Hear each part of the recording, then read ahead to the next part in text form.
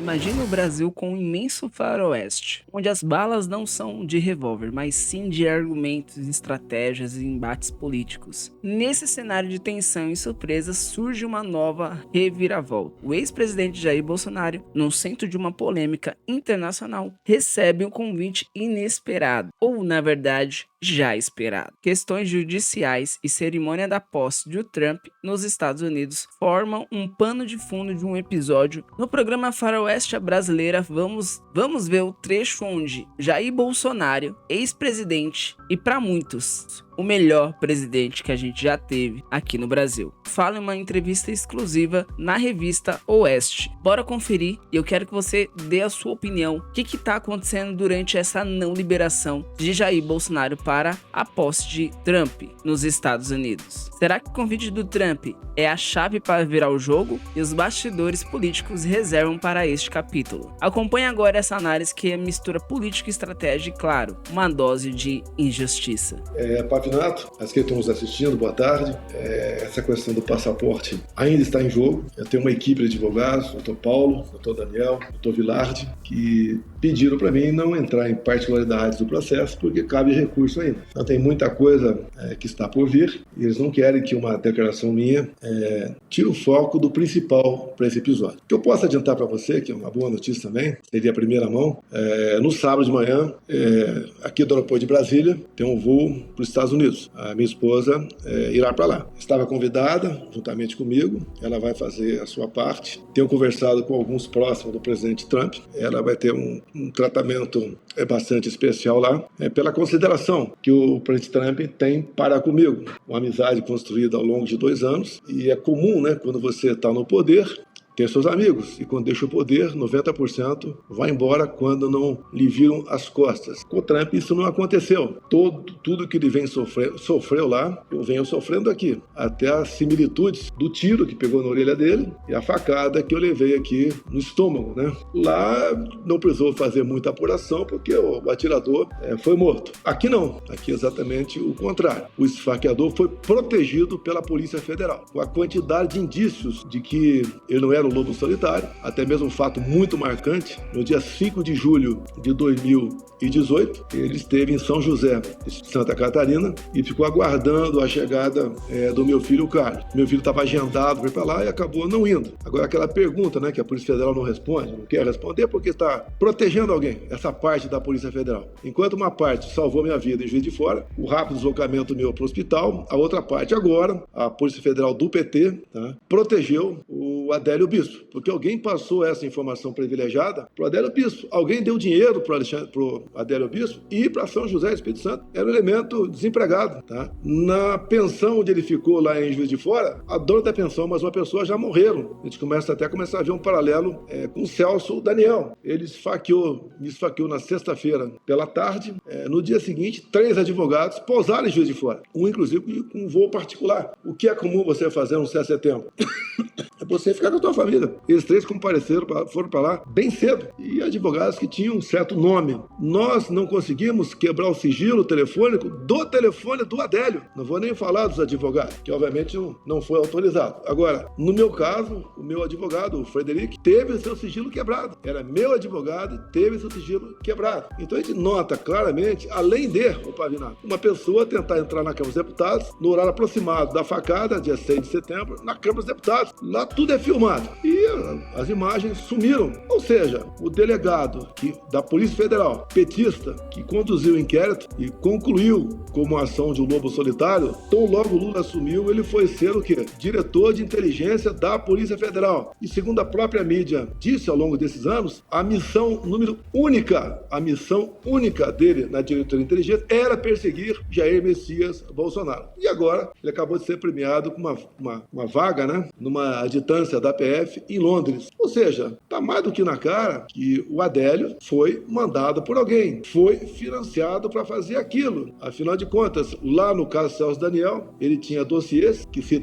fosse tornado público, né, iria por terra a eleição do Lula em 2002. E nós sabemos que, dada a situação como o corpo do Celso Daniel foi encontrado, ele foi torturado, para dizer, obviamente, com quem estava esse dossiê. E quando a Polícia Federal chegou no escritório do Celso Daniel, chegou lá Federal o advogado Luiz Eduardo Grignal, do PT, que em 2004 ou 2005 disputou a presidência da Câmara dos Deputados, perdeu para o Severino Cavalcante e depois de algum tempo lá dentro saiu com as malas na mão e foi embora. Ou seja, Celso Daniel praticamente deixou de existir. Não houve nenhum interesse em apurar aquele episódio, como o meu episódio também. Eu considero, me desculpa aqui, eu estou fugindo um pouquinho do principal. É seu. Eu sou um aborto da natureza. A minha eleição só Deus explica. A sobrevivência não tem dúvida, Deus. Até porque, segundo alguns mestres da Santa Casa do Juiz de Fora, cada 100 facadas semelhante à minha, uma pessoa apenas sobrevive, porque ela furou a mesentéria, só por causa disso. Sofri muito com aquilo, já tive 4 aderências, né? É um negócio terrível, porque você, consciente, fica sentado numa cama e alguém enfia a sonda pelo teu nariz até lá o estômago, né? E obviamente, bem, acabou, vencemos, graças a Deus sobrevivi, tô aqui, né? Agora, desde após as eleições, a gente sofre com perseguições, retaliações, maneira de atingir familiares seu, quem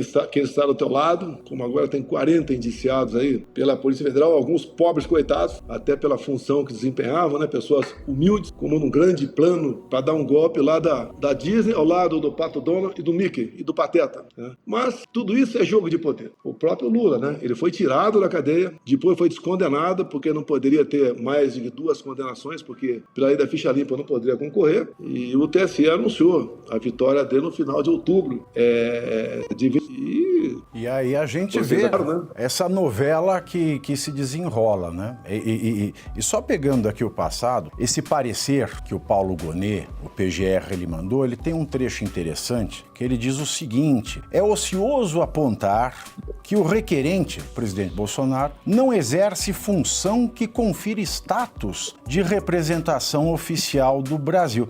A gente passou 2023 e 2024 vendo aquela senhora que não peca pelo bom gosto, pela etiqueta, né, e que gosta de gastar bastante, né, sempre com um cartão com 100 anos de sigilo que ia acabar com o Lula, né, a gente vê a Janja representa o Brasil aqui, a Janja representa o Brasil acolá, e a Janja representa o Brasil com o dinheiro do povo brasileiro, e um dos argumentos que o PGR traz, né, é que Vossa Excelência não exerce função que confira status de representação. Ora, eu volto para 2018, a reunião que Lula falaria da FAO na Etiópia, que ele acabou não indo por conta de uma decisão de última hora, de um outro juiz e de um outro caso, e aquela época nós tínhamos um entendimento e agora parece que temos outro, e espero que o ministro Cristiano Zanin, aliás,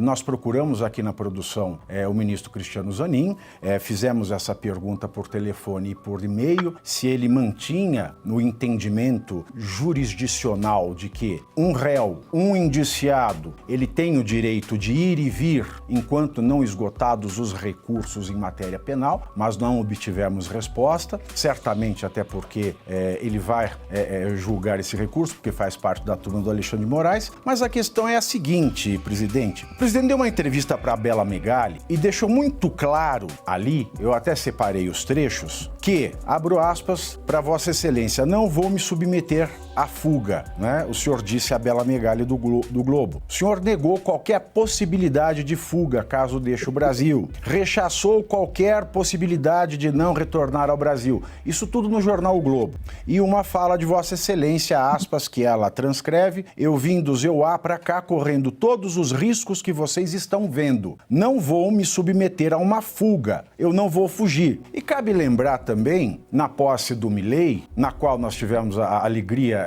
de nos encontrar naquela oportunidade, já existia investigação. Vossa Excelência foi à posse do Milei e retornou. Vossa Excelência não é uma pessoa desconhecida. Qualquer lugar que Vossa Excelência vá, em qualquer lugar do mundo, uma aglomeração se forma no seu entorno. O presidente Trump o conhece. Não haveria a possibilidade, seria loucura pensar que você ficaria escondido, faria como o Leonel Brizola, colocaria uma peruca loura, né, e ficaria disfarçado nos Estados Unidos.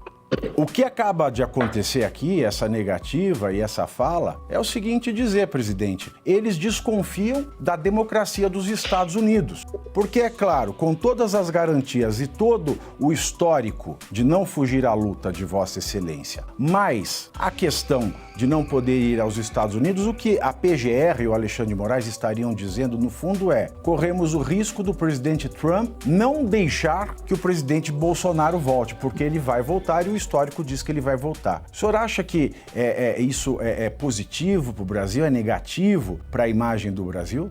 Pavinato, eu dei uma entrevista a dois maiores jornais dos Estados Unidos, né? Um foi ontem, o que eu falei, outro hoje. Eu tenho um compromisso com os advogados não aprofundar nessas questões. Os jornais são claros, que vão na sua linha aí. Me permite voltar um pouquinho atrás sobre a Etiópia em 2018, que é um caso pretérito, que o Lula conseguiu permissão para ir para lá.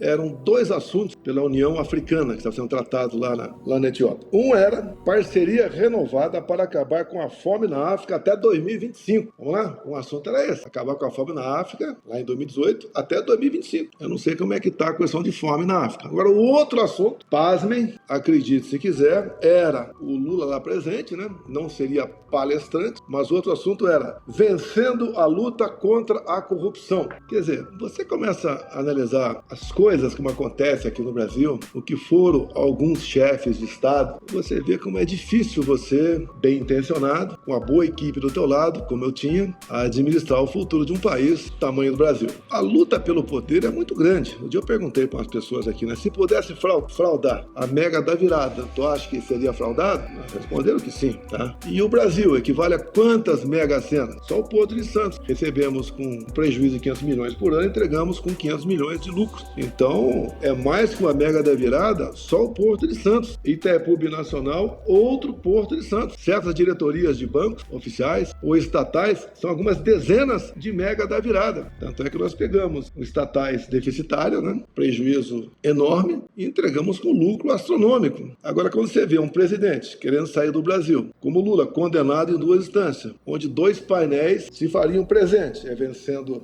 a fome e vencendo a luta contra a corrupção. Isso é uma piada, realmente. E esse chefe de Estado, hoje em dia, é tratado, né, por muitos como aquele que não deixou a democracia embora do Brasil. Ele aceitou disputar as eleições, né, segundo a imprensa, grande parte diz, que é o único que poderia me derrotar, saindo da cadeia. Com toda essa vida pregressa que nós acompanhamos, como essa agora, 2018, vencendo a luta contra a corrupção. Lula, né, 2 painéis, ele para acabar com a fome na África até 2025, acho que não acabou. Tem todo esse ano pela frente ainda, o Lula está comandando o Brasil para ajudar a acabar com a fome na África subsaariana. Tudo bem. E agora, Pavinato, você vê, essa questão minha aqui, repito, me desculpa aqui, não quero desapontar ninguém que esteja no teu programa, me ouvindo, né?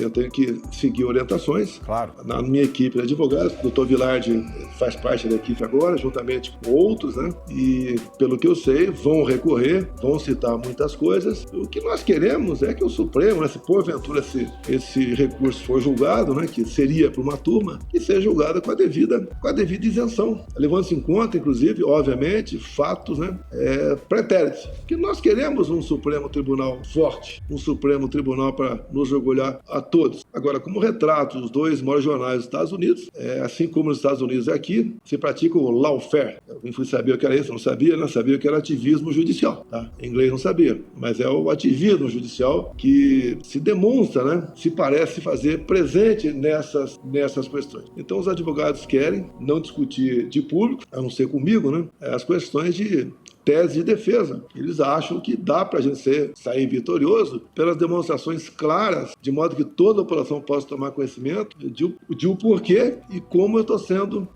julgado. Lógico, não acabou ainda, tem uma esperança muito pequena, se chegar ao pleno, me liberarem para eu viajar para os Estados Unidos. Para mim, eu me sinto extremamente orgulhoso com o convite, até falei para os jornais, me sentindo como uma criança, recebendo um presente. Eu tenho o povo americano no coração, sempre admirei a história do povo americano. E aí, pessoal, depois dessa fala do Bolsonaro, eu vou postar pra vocês a segunda parte, onde ele fala sobre a amizade que ele tem com o Trump. Então confira o vídeo em seguida, já deixa o like, se inscreva no canal, até a próxima e eu fui!